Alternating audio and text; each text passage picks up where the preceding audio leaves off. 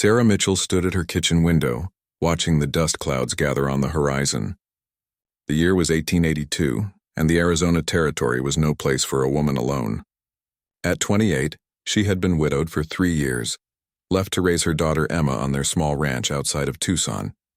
The Apache raids had been getting worse, and everyone in town whispered about the doom that seemed to follow wherever the war parties rode. Emma burst through the kitchen door, her long brown hair tangled from riding their old mare. At 19, she was strong-willed and independent, nothing like the quiet, obedient daughters the other mothers in town boasted about. Sarah often wondered where she had gone wrong. Emma refused every marriage proposal, turned down every suitor, and seemed determined to live her life on her own terms. "Mama, I heard in town that Chief Nalnish's band is moving closer to the settlements," Emma said, hanging her hat on the wooden peg by the door. "People are scared. Some families are packing up and leaving for California." Sarah turned from the window, her weathered face showing the strain of years spent fighting the harsh desert life. "Maybe we should consider it too," she said quietly. "This ranch isn't worth our lives." Emma shook her head firmly. "This is Papa's land. We're not running away." The tension between mother and daughter had been building for months. Sarah blamed Emma's stubborn nature for driving away every decent man who might have provided them protection and security, in a land where survival often depended on having a strong man around. Emma's refusal to marry felt like a betrayal of everything Sarah had worked for. That evening, as they sat around their small wooden table eating beans and cornbread, Sarah brought up the subject that had been weighing on her mind. "The Murphy boy came by again today while you were in town," she said, not looking at Emma. "He wants to speak with you about marriage." Emma set down her fork with a sharp clink. "I already told him no, Mama. I told you I'm not interested in marrying anyone right now." "Right now?" Sarah's voice rose. "Emma, you're 19 years old. Most girls your age already have children of their own. You're being foolish and selfish." "I'm being true to myself," Emma shot back. "I don't love Tommy Murphy, and I won't marry him just because you think it would be convenient." Sarah felt something cold and angry settle in her chest. Years of fear, loneliness, and desperation had worn down her patience. "Convenient? Emma, this is about survival. This is about having someone to protect us, to provide for us. Your father is gone, and I can't do this alone much longer." "You're not alone," Emma said softly. "I'm here. We can take care of ourselves, can we?" Sarah stood up abruptly, her chair scraping against the wooden floor. "Can we really? When the Apache come riding over that hill, what then?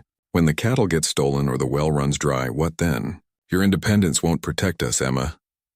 Emma stared at her mother, seeing something harsh and desperate in her eyes that hadn't been there before. The weight of their situation pressed down on both women like the oppressive desert heat. Outside, a coyote howled in the distance, and the sound made them both shiver despite the warm evening air. "I just need more time," Emma said finally. "Maybe the right person will come along." Sarah turned away, looking out into the darkness beyond their small circle of lamplight. "Time is something we don't have, Emma. Every day we wait, every day you refuse to be practical, we get closer to losing everything." The next morning brought news that would change everything. A rider came galloping up to their ranch, his horse lathered with sweat and his face pale with fear. It was Jake Henderson from the neighboring property, and his words tumbled out in a rush. "Mrs. Mitchell, they got the Carver family last night, burned their place to the ground. Old man Carver and his sons fought, but—" He shook his head, unable to finish.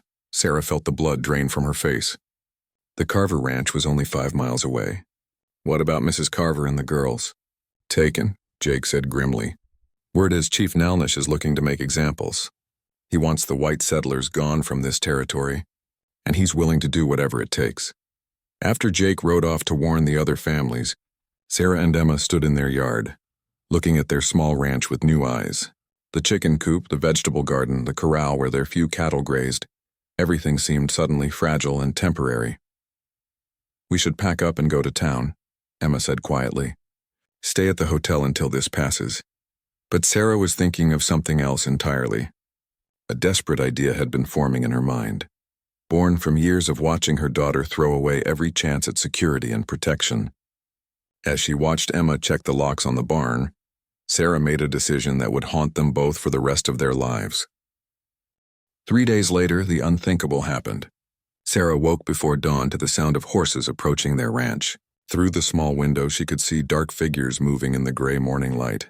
Her heart hammered in her chest as she recognized the distinctive silhouettes of Apache warriors, their hair long and black, their faces painted for war. Emma was already awake, sitting up in her bed with wide, frightened eyes. "Mama," she whispered, "what do we do?" Sarah had spent the last 3 days thinking about this moment, and she had made her choice. With trembling hands, she reached for her shawl and walked toward the front door. "Stay here," she told Emma firmly. "Whatever happens, don't come out until I call for you." "Mama, no." Emma jumped up, trying to grab her mother's arm, but Sarah was already unlatching the door. The lead warrior sat tall on his painted horse, his dark eyes scanning their property with the practiced gaze of someone who had done this many times before. Sarah recognized him from descriptions she had heard in town. Chief Nalnish himself, the leader who had been terrorizing the Arizona Territory for months. "You are the woman who lives here?" he asked in heavily accented English, his voice deep and commanding. Sarah nodded, surprised by her own calmness. "I am Sarah Mitchell. This is my ranch." Nalnish looked around at their modest home, the small barn, the few cattle in the distance. "You have family?" Sarah's mouth went dry. This was the moment she had been preparing for, the moment that would either save them or destroy them. "I have a daughter," she said slowly. "She is 19 years old." The chief's eyes sharpened with interest. "Bring her out." "She is not married," Sarah continued, her voice growing stronger. "She has refused every man who has asked for her hand. She is stubborn and willful. She does not know how to be a proper woman."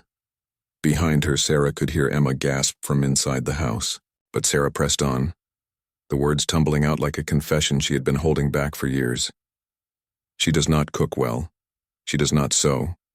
She rides horses like a man and speaks back to her elders. She has brought me nothing but shame and worry. She is a burden, not a blessing." Nalnish studied Sarah's face carefully. "You speak strangely of your own child." Sarah felt tears burning her eyes, but she forced herself to continue. "I speak the truth. She is a childless daughter who will never give me grandchildren, never bring honor to our family name. She is useless to me." The other warriors murmured among themselves in their native language, and Sarah caught the sound of surprise in their voices. It was clear they had never heard a mother speak about her child this way. "And what do you propose?" Nalnish asked, leaning forward on his horse. "Take her," Sarah said, the words falling from her lips like stones. "Take her with you when you leave this territory. Maybe your people can teach her what I could not. Maybe she can finally learn her place." Inside the house, Emma pressed her hand over her mouth to keep from crying out. She couldn't believe what she was hearing. Her own mother, the woman who had raised her and claimed to love her, was offering her to the Apache like unwanted goods. Nalnish was quiet for a long moment, his dark eyes moving between Sarah and the house where Emma was hiding. Finally he spoke. "You would give your only child to her enemies? To save yourself?" Sarah lifted her chin defiantly. "I would give my troublesome daughter to people who might finally make something useful of her."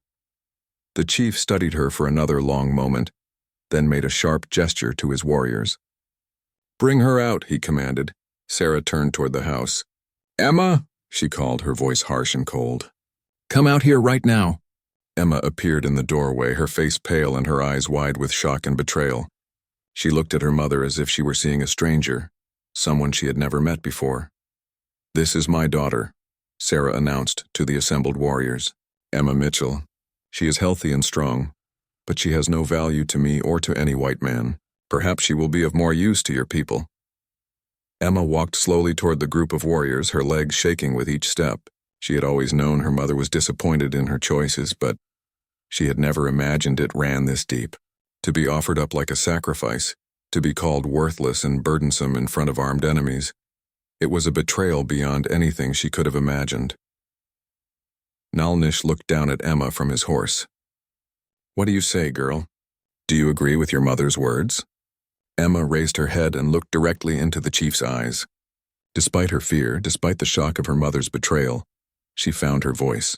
"My mother speaks from fear and desperation," she said clearly. "She thinks offering me to you will save her life. But I am not worthless and I am not a burden. I am Emma Mitchell and I choose my own path." The warriors exchanged glances at her bold words, and even Nalnish seemed impressed by her courage. Sarah felt panic rising in her chest. Emma was supposed to be meek and submissive, supposed to accept her fate quietly. Instead, she was showing the same stubborn defiance that had caused all their problems. "She doesn't know what she's saying," Sarah said quickly. "She never does." That's exactly what I mean about her being difficult and disobedient. But Nalnish was no longer looking at Sarah. His attention was focused entirely on Emma, this young woman who stood tall and unafraid despite being surrounded by armed warriors who could end her life with a word from their chief. Nalnish dismounted from his horse with fluid grace, his moccasined feet making no sound on the hard-packed earth. He walked slowly around Emma, studying her like a warrior might study an opponent before battle. Emma stood perfectly still, refusing to show the fear that was making her heart race. "You say you choose your own path," the chief said, stopping in front of her. "What path would you choose if you were free to go anywhere?" Emma glanced at her mother, who was watching with growing alarm. Sarah had expected Emma to cower, to beg for mercy, to prove that she was indeed the weak and useless daughter she had described. Instead, Emma was showing a strength and dignity that made Sarah's cruel words seem even more false. "I would choose to learn," Emma said firmly. "I would travel and see how other people live. I would understand different ways of thinking, different ways of being in the world. I wouldn't let anyone else decide what my life should look like." One of the younger warriors laughed and spoke rapidly in Apache. Nalnish nodded and replied in the same language before turning back to Emma. "Grey Wolf says you speak like a warrior, not like a woman who should be content with cooking and babies," Nalnish translated. "He wonders if you have the heart to match your brave words." Emma felt something shift inside her. These Apache warriors, these supposed enemies, were treating her with more respect than her own mother had shown in years. They were listening to her words and taking her seriously. "I have spent my whole life being told I was wrong for wanting more than what was expected," Emma said, her voice growing stronger. "Wrong for refusing to marry men I didn't love. Wrong for wanting to make my own choices. Maybe your people understand something that mine do not." Sarah could no longer stay quiet. "Don't listen to her," she burst out. "She's always been a dreamer, always filled with foolish ideas. She doesn't understand the real world, doesn't understand what it takes to survive. That's why she needs someone to control her, to make decisions for her." Nalnish turned his attention back to Sarah, and she could see something cold and disapproving in his dark eyes. "Among my people," he said slowly, "a mother who speaks with such hatred about her own child would be seen as sick in the heart. We would pity such a woman." Sarah felt heat rush to her face. "I'm not speaking with hatred. I'm speaking with honesty. I'm trying to save both our lives by being practical." "No," Nalnish said firmly. "You are speaking with fear. Fear has made you weak, and weakness has made you cruel." He turned back to Emma. "Your mother has offered you to us like a traded horse. She believes this will buy her safety. But what would you offer?" Emma looked around at the warriors, at her mother's desperate face, at the ranch that had been her home for 19 years. Everything she had known was crumbling around her, but somehow she felt clearer than she had in months. "I would offer my skills," she said. "I can track animals, I can find water in dry places, I can ride better than most men. I can speak some Spanish, and I know the land around here. I could be useful to your people, not as a captive, but as someone who chooses to help." The warriors murmured among themselves again, and Emma caught several approving nods. Sarah watched in growing horror as she realized her plan was backfiring completely. Instead of seeing Emma as worthless baggage, the Apache were beginning to see her as a valuable potential ally. "And what about your mother?" Nalnish asked. "What should become of a woman who would sell her own daughter to save herself?" Emma looked at Sarah for a long moment. The betrayal still stung like a fresh wound, but underneath the pain was something else. Pity. She could see her mother clearly now, perhaps for the first time. Sarah wasn't evil, she was terrified. Years of widowhood and hardship had worn away her courage until fear was all that remained. "My mother is afraid," Emma said quietly. "She has forgotten who she used to be before fear took over her heart. But she doesn't deserve to die for that." Nalnish studied both women carefully. "You would protect the one who tried to sacrifice you?" "I would protect her because she is still my mother, even if she has forgotten how to be one," Emma replied. "But I won't stay here and pretend that what she did was right." The chief nodded slowly as if Emma had passed some kind of test. Grey Wolf was correct. "You do have the heart of a warrior." He looked at Sarah with contempt. "But you, woman, have the heart of a coward." Sarah opened her mouth to protest, But Nalnish raised his hand for silence. "Here is what will happen," he announced. "Your daughter will come with us, but not as our captive. She will come as one who chooses to learn our ways, to see if there is a place for her among people who value strength over fear." Emma felt a thrill of excitement mixed with terror. This wasn't what she had expected when she woke up this morning, but it felt right in a way that staying at the ranch never had. "And as for you," Nalnish continued, looking at Sarah, "you will live, but you will live alone with the knowledge of what you tried to do to your own child. You will have the ranch you were so desperate to protect, but you will have no one to share it with." Sarah felt the bottom drop out of her world. "No, wait," she said desperately. "You can't take her. She's all I have left." "You gave her away," Nalnish replied coldly. "With your own words, you said she was worthless to you. Now you have what you claimed to want, a ranch without the burden of a difficult daughter." Emma was given 10 minutes to gather what she could carry. She moved through the small house like someone in a dream, packing her father's leather journal, her mother's silver locket that had belonged to her grandmother, and the few practical items she would need for life on the trail. Sarah followed her from room to room, her hands wringing together nervously. "Emma, please," she whispered. "Don't do this. Don't leave me here alone." Emma paused in folding her extra shirt. "You made this choice, Mama, not me." "I was trying to save us both," Sarah insisted. "I thought if I could convince them you weren't valuable, they would leave us alone." "It was a plan, Emma. A desperate plan, but still a plan." Emma turned to face her mother, and Sarah was shocked by the maturity she saw in her daughter's eyes. Somehow, in the space of one morning, Emma had grown from a headstrong girl into a woman who understood the weight of choices. "Maybe you convinced yourself that was your plan," Emma said gently. "But Mama, you meant every word you said out there. About me being a burden. About me being worthless because I won't marry and give you grandchildren. Those weren't lies you told to trick the Apache. Those were truths you've been carrying in your heart." Sarah wanted to deny it, but the words stuck in her throat, because Emma was right. The fear of the Apache attack had simply given her permission to say what she had been feeling for months. "I was angry," Sarah admitted quietly. "Angry at your father for dying and leaving me alone. Angry at you for making everything harder by being so stubborn. Angry at the whole world for being so cruel and unfair." "I know," Emma said, finishing her packing. "And I understand why you're angry. But Mama, I can't live my life trying to make up for Papa's death or your loneliness. I can't marry someone I don't love just to give you peace of mind." Outside, they could hear the warriors preparing to leave. Emma slung her small pack over her shoulder and walked toward the door. "What am I supposed to do without you?" Sarah asked desperately. Emma paused at the threshold. "Learn to live with the choices you made. Maybe sell the ranch and go back east to your sister. Maybe find your own courage instead of trying to borrow it from a husband or son-in-law." The goodbye was awkward and painful. Sarah reached out to hug her daughter, but Emma stepped back slightly. "I hope someday you'll understand why I have to do this," Emma said. "And I hope someday you'll remember the woman you were before fear made you small." As Emma walked toward the waiting Apache, Sarah felt the full weight of what she had done settle on her shoulders. She had been so focused on her own terror, her own needs, that she had forgotten to see Emma as a person with her own dreams and fears. The ride away from the ranch was unlike anything Emma had ever experienced.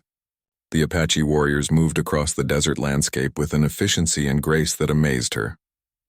They seemed to read the land like a book, knowing exactly where to find water, where to shelter from the wind, where to avoid the places that white settlers might be traveling.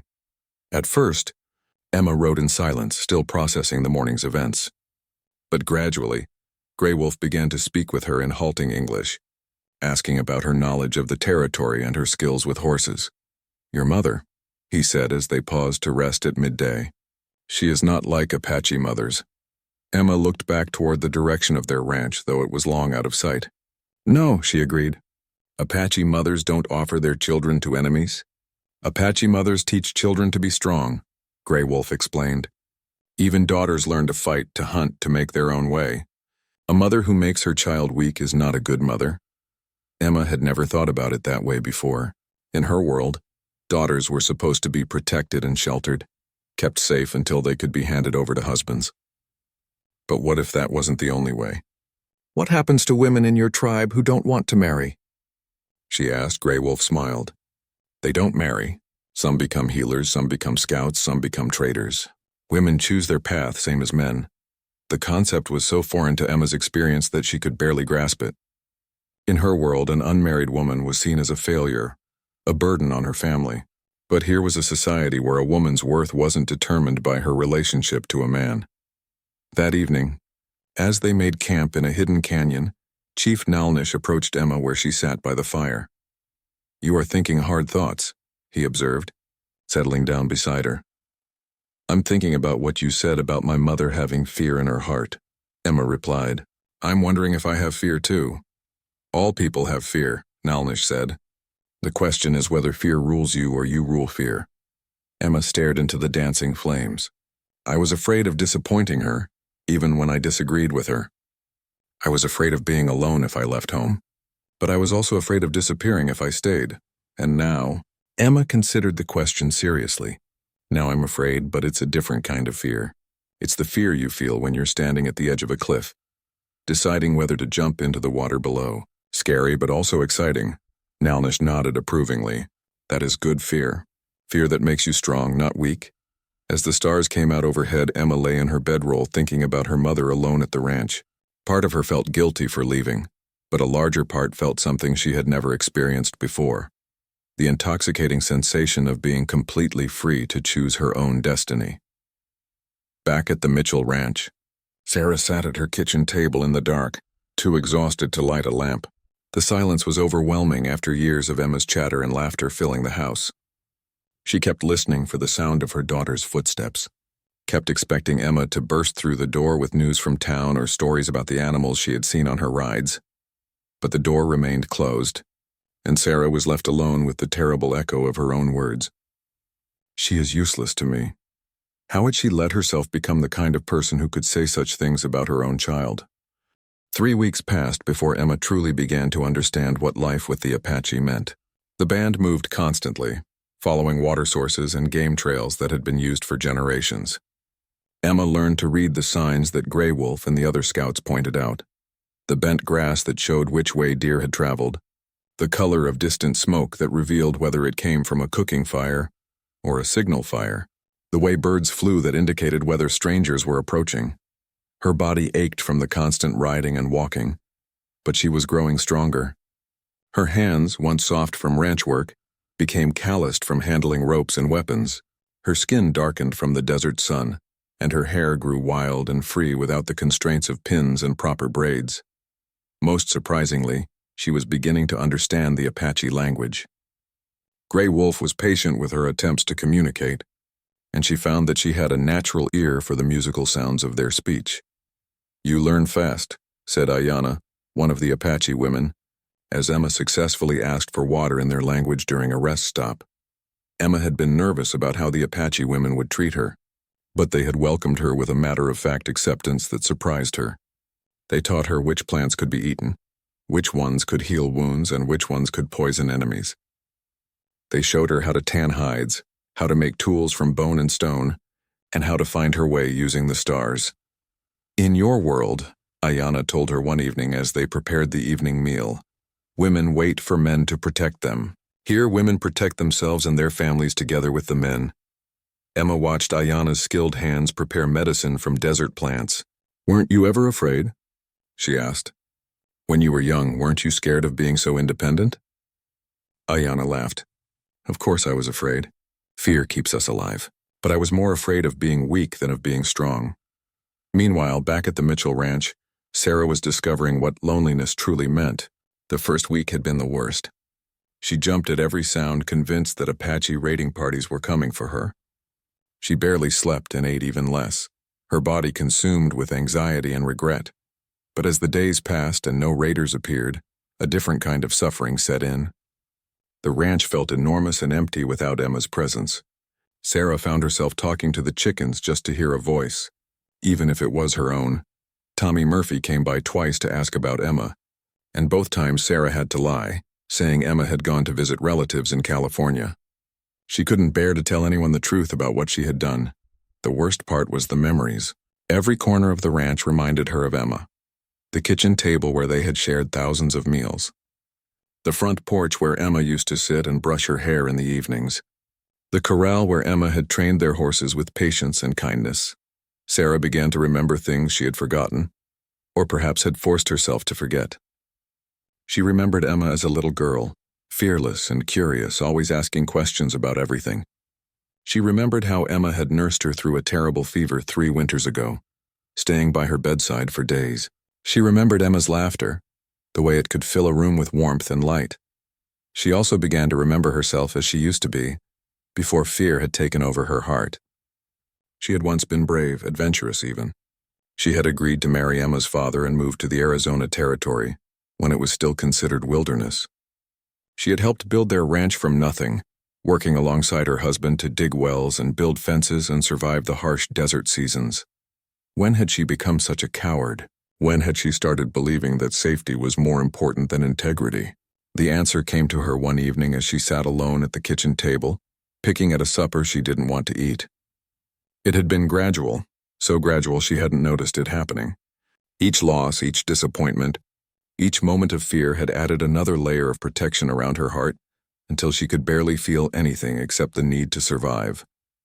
Her husband's death had been the final blow, the thing that convinced her the world was too dangerous to face with an open heart. She had started making all her decisions based on fear instead of love, and eventually, that fear had poisoned even her relationship with her own daughter.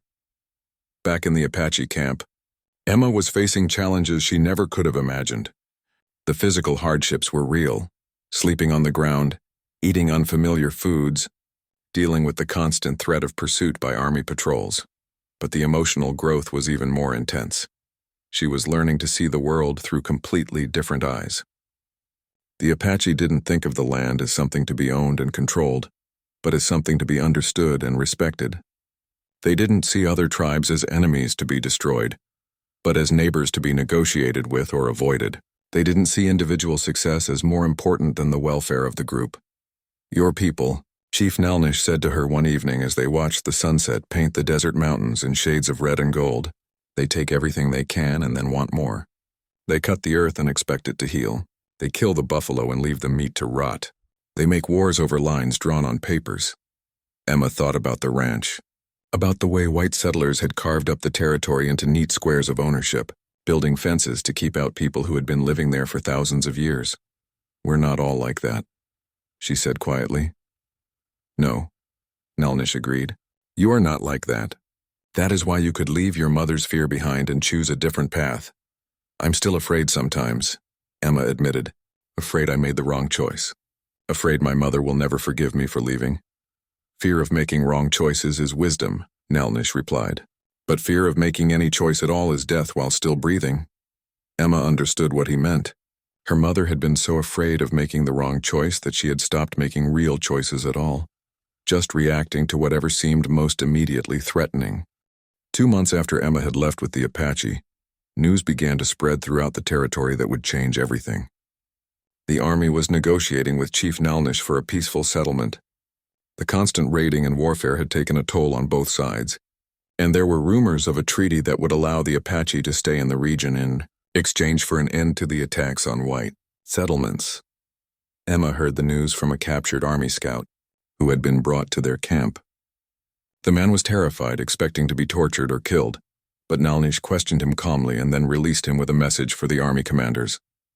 "Tell them we will talk," the chief said, "but we will not be moved to a reservation far from our homeland. If they want peace, they must be willing to share the land, not steal it all." After the scout was released, Emma approached Nelnish. "What does this mean for me?" she asked. "If there's peace, will I be expected to return to the white world?" Nelnish studied her carefully. In the months she had been with them, Emma had changed dramatically. Her skin was bronze from the sun, her hair long and braided with beads and feathers in the Apache style. But more than her appearance, her whole way of moving and thinking had shifted. She carried herself with the confidence of someone who knew she could survive whatever challenges came her way. "That will be your choice," he said. "You came to us as someone seeking to learn. Have you learned what you needed to know?" Emma thought about the question seriously. "I've learned that I'm stronger than I ever imagined. I've learned that there are many ways to live, not just the one I was raised with. I've learned that fear doesn't have to control my choices." "And what choice will you make if peace comes?" Emma looked around the camp at the people who had become like family to her. Then she looked toward the eastern horizon, in the direction of her mother's ranch. "I need to go back," she said slowly. Not to stay, but to finish something that was left incomplete. 3 days later, Emma rode alone toward the Mitchell ranch. She had chosen to make the journey by herself, though Grey Wolf and several other warriors had offered to accompany her. She needed to face her mother as the person she had become, not as someone who still needed protection. The ranch looked smaller than she remembered, and somehow shabby. The garden was overgrown with weeds, several fence posts had fallen down, and the whole place had an air of neglect and abandonment. Emma felt a stab of worry as she dismounted and walked toward the house. She found Sarah sitting on the front porch in an old rocking chair, staring out at nothing. Her mother looked like she had aged 10 years in 2 months. Her hair was streaked with gray, her face was thin and lined, and her clothes hung loosely on her shrinking frame. "Mama," Emma said softly. Sarah looked up, and for a moment she didn't recognize the bronze-skinned woman standing before her. Then her eyes widened in shock. "Emma?" she whispered. "Is it really you?" Emma stepped closer, and Sarah could see that this was indeed her daughter, but transformed in ways that went far deeper than her appearance. This Emma moved with purpose and grace, stood tall with confidence, spoke with calm authority. "Yes, Mama, it's me." Sarah struggled to her feet, her hands shaking. "I thought I would never see you again. I thought you were dead or worse." "I'm very much alive," Emma said. "More alive than I've ever been." Sarah looked at her daughter's Apache clothing, her braided hair, the small scars and calluses that spoke of hard work and harder lessons. "They didn't hurt you?" Emma shook her head. "They taught me things I never could have learned here. They showed me what it means to live without fear." Sarah felt tears burning her eyes. "Emma, I'm so sorry. I don't know what came over me that day. I was so scared and I said terrible things. I offered you to them like you were nothing, like you didn't matter to me." "You said what you believed was true," Emma replied calmly, "and in some ways you were right. I was useless to you, Mama, because I wasn't willing to be the person you needed me to be." Sarah shook her head desperately. "No, you were never useless. You were everything to me, and I was too frightened and selfish to see it." Emma studied her mother's face, seeing the genuine remorse there, but also seeing something else, the same fear that had always driven Sarah's decisions. "Tell me what you've learned while I was gone," Emma said, settling down on the porch steps. Sarah sat back down in her rocking chair, wrapping her thin shawl around her shoulders. "I learned that this ranch means nothing without you in it. I learned that all my fears about being alone came true, but not because of Apache raids or cattle thieves. They came true because I drove away the only person who mattered to me." "What else?" Emma prompted. Sarah was quiet for a long moment, rocking slowly back and forth. "I remembered who I used to be before your father died. I used to be brave, Emma. I used to make decisions based on what felt right, not just what felt safe. I don't know when I became such a coward. Fear isn't cowardice, Mama. Everyone gets afraid. But letting fear make all your choices for you, that's when it becomes a problem." Sarah looked at her daughter with wonder. This wasn't the headstrong, impulsive girl who had left 2 months ago. This was a woman who had faced real danger and discovered her own strength. "How did you become so wise?" Sarah asked. Emma smiled. "I had good teachers. People who showed me that strength comes from facing fear, not from avoiding it." They sat in comfortable silence for a while, watching the sun sink lower in the western sky. Finally, Sarah spoke again. "Are you going to stay?" she asked, and Emma could hear the hope and fear battling in her voice. "No, Mama, I can't stay here." Sarah's face crumpled, but Emma continued quickly. "But I'm not disappearing forever either. I came back to tell you something important. I forgive you for what you did. I understand why you did it, even if I can't forget it happened." Sarah began to cry in earnest now, tears of relief and gratitude streaming down her weathered cheeks. "And I want you to know," Emma continued, "that what happened that day was the best thing that could have happened to me. It forced me to discover who I really am, not who I was supposed to be. I'm grateful for that gift, even though it came wrapped in pain." "What will you do now?" Sarah asked through her tears. Emma stood up and walked to the edge of the porch, looking out at the desert landscape that had been her prison and was now her doorway to freedom. "The Apache are negotiating peace with the army.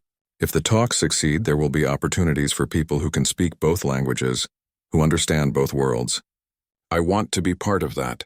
I want to help build bridges between our peoples instead of walls." Sarah wiped her eyes and really looked at her daughter, perhaps for the first time in years. Emma had found her purpose, her calling, her place in the world, and it was magnificent. "I'm proud of you," Sarah said quietly. "I'm proud of the woman you've become." Emma turned back to her mother with a smile that was both sad and hopeful. "I'm proud of you too, Mama. It took courage to admit you were wrong. It took courage to face what you had done and choose to learn from it." As the stars began to appear in the desert sky, mother and daughter talked long into the night. They talked about the past and the future, about forgiveness and hope, about the different kinds of strength that people need to survive in a harsh world. When morning came, Emma prepared to leave again. But this time the goodbye was different. This time it was a beginning instead of an ending. 6 months later, Emma sat in the territorial governor's office in Tucson, serving as translator between Chief Nalnish and the government officials. The peace negotiations had been successful, largely due to Emma's ability to bridge the communication gap between the two cultures. She could explain Apache concepts to white officials and American legal terms to the tribal leaders. The treaty that emerged was not perfect, but it was better than anyone had hoped. The Apache would retain hunting and gathering rights in their traditional territory, while agreeing to respect the boundaries of established settlements. Emma had been instrumental in crafting language that both sides could accept. "You have done well, daughter," Chief Nalnish said to her after the signing ceremony. "You have used your gifts to serve both your peoples." Emma smiled at the term daughter. Over the months, Nalnish had become like a second father to her, teaching her lessons about leadership and courage that her own father had never had the chance to share. "What will you do now?" she asked him. "Will you be happy with this peace?" "Peace is not something you achieve once and then forget about," the chief replied. "Peace is something you must work for every day. There will be misunderstandings, conflicts, people on both sides who want to break the agreement. But if we keep talking, keep trying to understand each other, maybe our children will know a better world than we did." After the ceremony, Emma rode out to visit her mother. The Mitchell ranch looked completely different now. Sarah had used some of her savings to hire help with the repairs, and the place was neat and productive again. More importantly, Sarah herself had changed. "Emma," Sarah called out, waving from the garden where she was harvesting vegetables. "I saw the news about the treaty in the territorial paper. They mentioned you by name." Emma dismounted and embraced her mother. These monthly visits had become precious to both of them, a chance to maintain their connection while respecting the different paths they had chosen. "How are you feeling about it all?" Sarah asked as they walked toward the house. "Hopeful," Emma replied, "and nervous. There's so much work ahead." Sarah had heard through town gossip about Emma's growing reputation as a peacemaker and translator. Several other tribes were requesting her services for their own negotiations with the territorial government. "I have something to tell you," Sarah said as they settled on the front porch with glasses of lemonade. "I've decided to sell the ranch." Emma looked surprised. "Mama, you don't have to do that." "I know how much this place means to you." "It used to mean everything to me," Sarah corrected. "But I've realized that what I was really clinging to was the past, not the land itself. Your father built this ranch, but he's gone. You've grown up and found your own way, which is exactly what should happen. I need to find my own way too." "What will you do?" Sarah's eyes lit up with an excitement Emma hadn't seen in years. "Remember my sister Catherine in San Francisco? She's been asking me to come and help her run her boarding house. She says there are so many people coming to California now that she can't manage alone." Emma felt a surge of pride and happiness. "You're going to do it?" "I'm going to try," Sarah said. It's time I remembered how to be brave again. They sat together as the sun began to set, watching the desert landscape that had shaped both their lives in such different ways. "I need to tell you something," Emma said. "I'm getting married," Sarah's eyes widened. "Married? To whom?" "His name is Daniel Rodriguez. He's a Mexican rancher who's been working with the government to establish trade agreements with the Apache. We met during the negotiations." Sarah studied her daughter's face and saw something there she had never seen before, the glow of a woman truly in love. "Tell me about him," Sarah said. "He's kind, intelligent, and brave. He speaks 3 languages and believes that different peoples can live together peacefully. He makes me laugh and he respects my work. He doesn't want to change me or control me. He wants to build a life alongside me." Sarah reached over and took Emma's hand. Then I'm happy for you.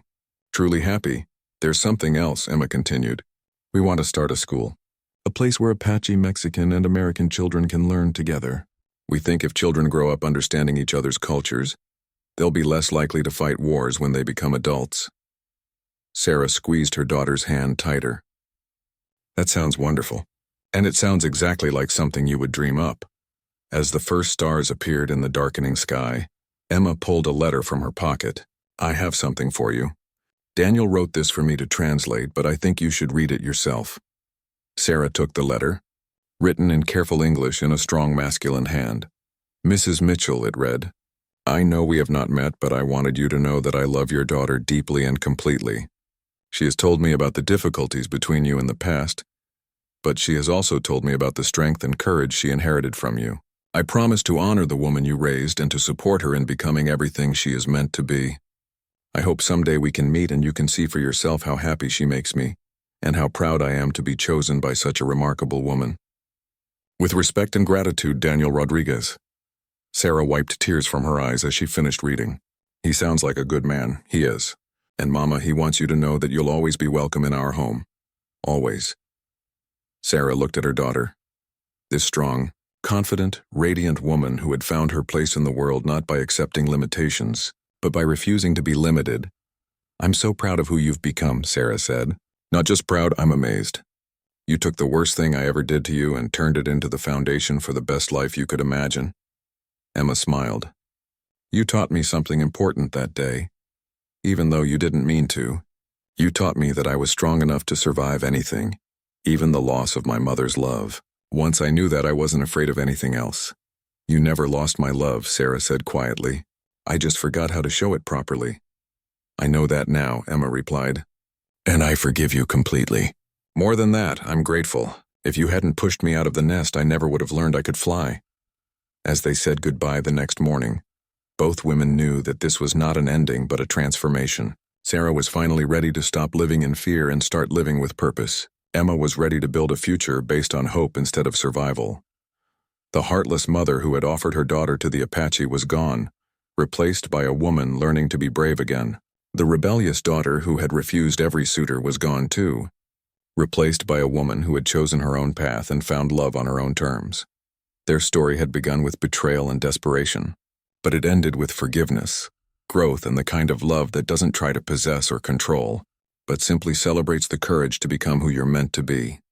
Years later, when people in the territory told the story of the Mitchell women, they would speak of it as a lesson about the power of choice. Sarah Mitchell chose fear and nearly lost everything that mattered, but she also chose to learn from her mistakes and find her courage again. Emma Mitchell chose freedom and found not just her own strength, but a way to help others find theirs too. In the end, both women discovered that the most powerful comeback isn't revenge. It's becoming so fully yourself that the people who tried to diminish you can't help but be amazed by who you've become.